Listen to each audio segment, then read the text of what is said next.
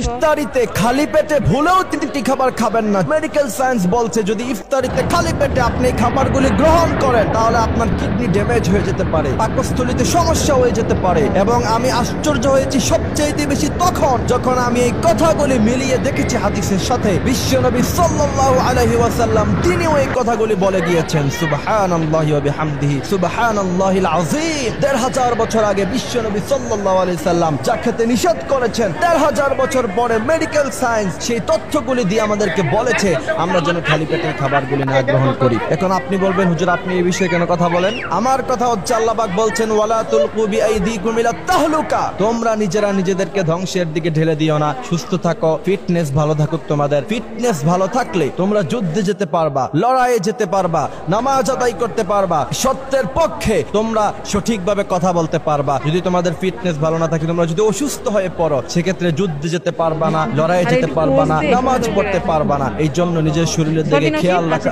ইসলাম সম্পূর্ণভাবে এটাকে আদেশ করেছে। প্রথম নাম্বার, ইফতারের সময় খালি পেটে যে খাবারগুলি আমরা গ্রহণ করব না সেই খাবারগুলি হচ্ছে ভাজা পোড়া এবং সফট ড্রিঙ্কস। মেডিকেল সায়েন্স বলছে একদম খালি পেটে কেউ যদি সফট ড্রিঙ্কস খায় তাহলে সে অসুস্থ হয়ে যেতে পারে, তার কিডনিতেও সমস্যা হতে পারে, তার পাকস্থলী ড্যামেজ হয়ে যেতে পারে।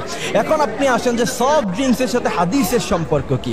বিশ্বনবী সাল্লাল্লাহু আলাইহি সাল্লাম অ্যালকোহল জাতীয় কোনো খাবার গ্রহণ করতে তিনি নিষেধ করেছেন। আর সফট ড্রিঙ্কস গুলির মধ্যে অনেক ধরনের অ্যালকোহল থাকে, অনেক ধরনের মেডিসিন তারা ইউজ করে যেগুলি মানব দেহের জন্য ক্ষতিকারক। দ্বিতীয় নম্বরে বিশ্বনবী সাল্লাল্লাহু আলাইহি সাল্লাম কাঁচা পেঁয়াজ খেতে নিষেধ করেছেন। এখন আপনি ইফতারের সময় যদি আপনি কাঁচা পেঁয়াজ খান, আপনার মুখের মধ্যে এক ধরনের একটা দুর্গন্ধ হবে। এরপর আপনি মসজিদে আসবেন নামাজ পড়তে, মা বোনেরা একটু পরে নামাজে দাঁড়াবেন, মুখের মধ্যে দুর্গন্ধ থাকলে, পেঁয়াজের দুর্গন্ধ থাকলে বিশ্বনবী সাল্লাল্লাহু আলাইহি সাল্লাম বলেছেন ফেরেশতারা কষ্ট পায়, ফেরেশতারা কষ্টের কারণে তার কাছে থেকে দূর হয়ে যায়। আমরা অনেক সময় বিরিয়ানি দিয়ে ইফতারি করি, বিরিয়ানি দিয়ে ইফতারি করার সময় আমরা কিন্তু একটু কাঁচা পেঁয়াজটা খাই। প্রিয় ভাইরা আমার, ছিল সেই পেঁয়াজ আমরা খাবো না, যদিও খাই খুবই সীমিত আকারে খাবো, যাতে করে আপনার মুখের মধ্যে পেঁয়াজের গন্ধটা লেগে না যায়। এই জন্য এই বিষয়টা আমাদেরকে খেয়াল রাখতে হবে। দ্বিতীয় নাম্বার, প্রচন্ড গরম খাবার খেয়ে ফেলতে বিশ্বনবী সাল্লাল্লাহু আলাইহি সাল্লাম নিষেধ করেছেন।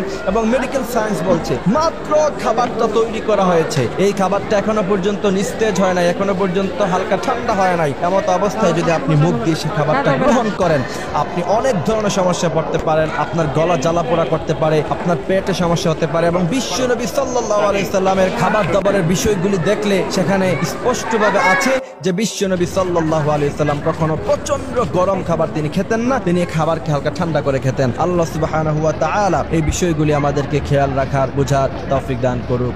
আমিন।